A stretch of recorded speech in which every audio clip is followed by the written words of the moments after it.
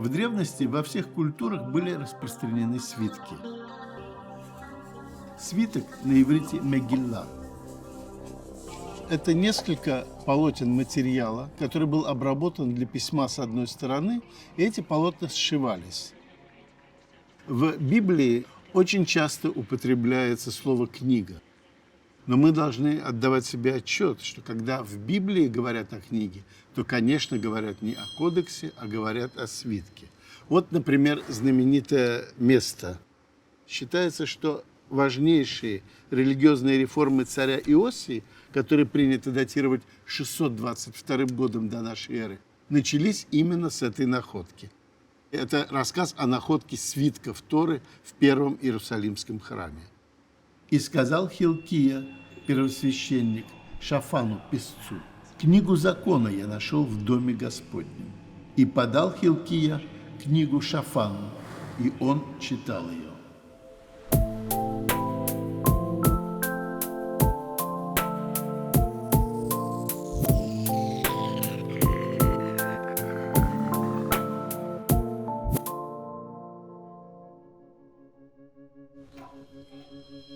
Свитки характерны для всех культур древности, но еврейская культура отличается от всех остальных именно тем, что свитки в ней до сих пор живы.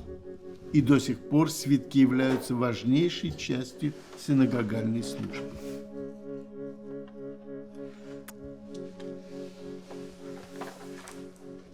Зачем тогда нужны были кодексы? Почему, собственно говоря, они появились? Во-первых, свитки довольно сложно читать. Их нужно постоянно заворачивать, разворачивать. Во-вторых, кодексы дали возможность располагать текст с двух сторон и таким образом экономить пищематериал. В-третьих, в кодексах намного проще найти нужную информацию.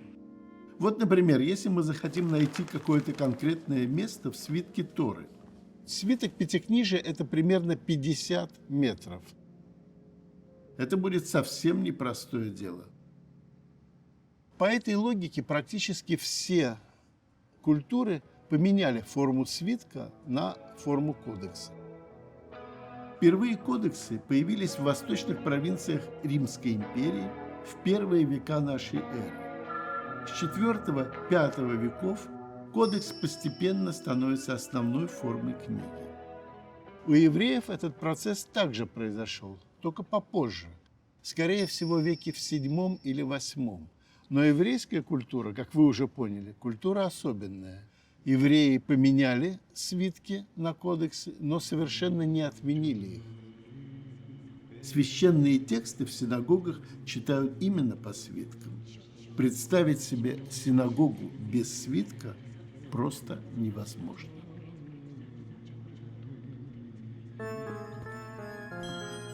Профессия переписчика свитков, сойферов, считается очень почетной, и научиться этому ремеслу совсем непросто. Писец перед тем, как он начинает переписывать святой текст в виде свитка, ему рекомендовано посетить микву или, по крайней мере, осуществить омовение рук.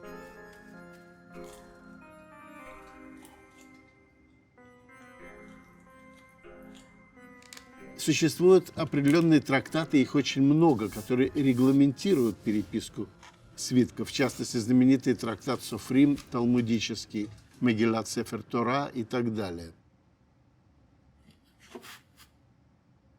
Каждая буква, каждое слово, количество букв в строчке, буквы большего размера или меньшего размера, все это прописано и до сих пор выполняется, как в древности.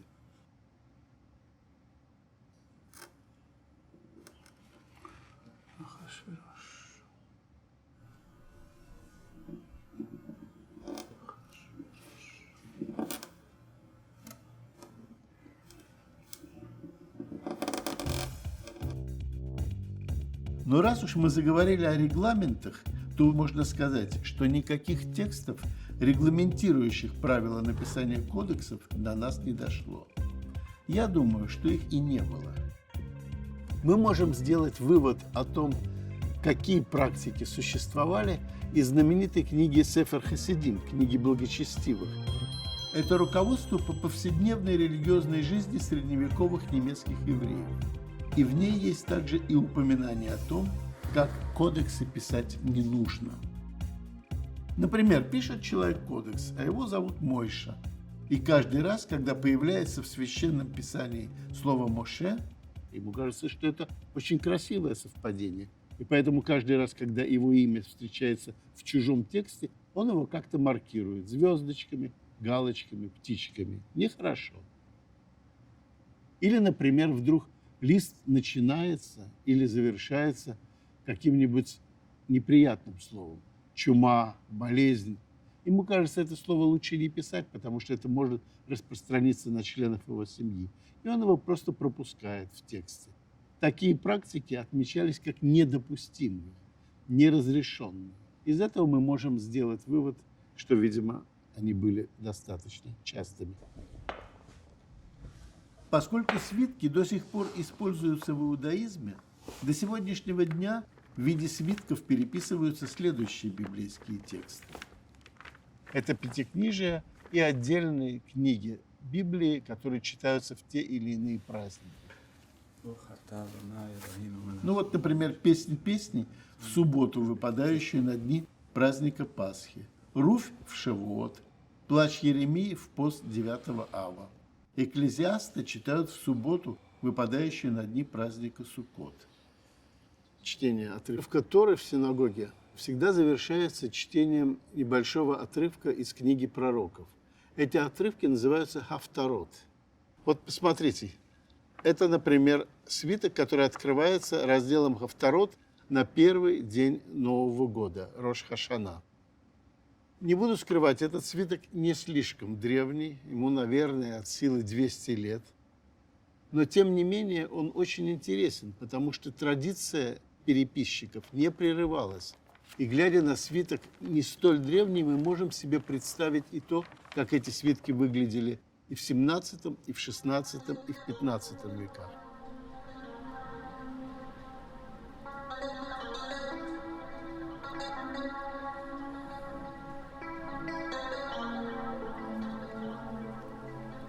Слушайте, мы в Кумране. Это самое удивительное место. Именно здесь произошла та история, которая нам подарила 1000 лет понимания нашей книжной цивилизации. Самая большая в мире коллекция еврейских свитков – это так называемая Кумранская библиотека. Вот где-то здесь арабские мальчики, бедуины, искали пропавшую козочку. Кинули камень в пещеру, думая, что если козочка там, она испугается и выскочит. Услышали, что камень что-то разбил, спустились, увидели, что разбили кувшин. А в кувшине какие-то явно древние кожи, а на кожах какие-то письмена. Это произошло в 1947 году.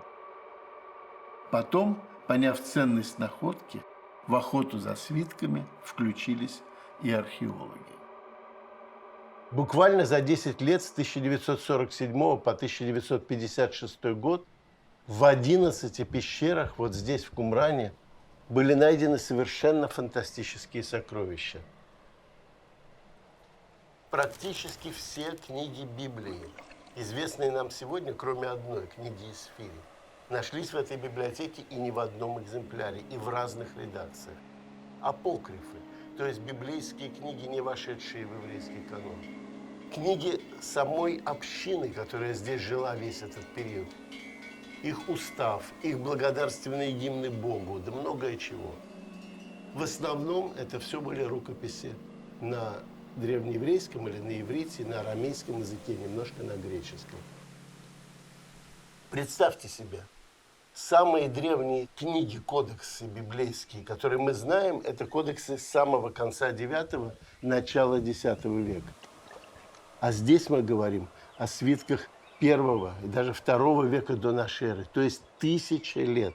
1000 лет мы смогли опуститься назад. Возникла целая новая наука, кумранистика, которая изучает, осмысляет и расшифровывает эти невероятные богатства.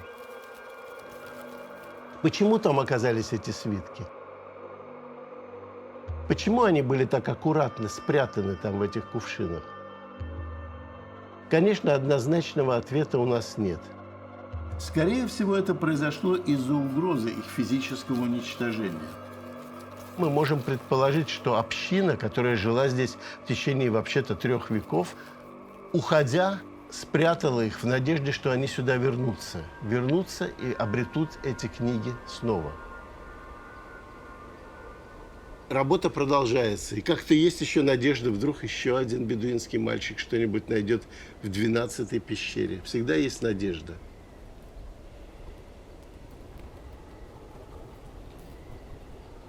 לא ביום ולא בלילה, הראשית לי התילה, לא בהר ולא בבקעה, שיטה עומד שם תקע. והשיטה פה טרחידות, ומגידה היא עתידות, את השיטה אשאר אני, מי ומי יהיה הדני.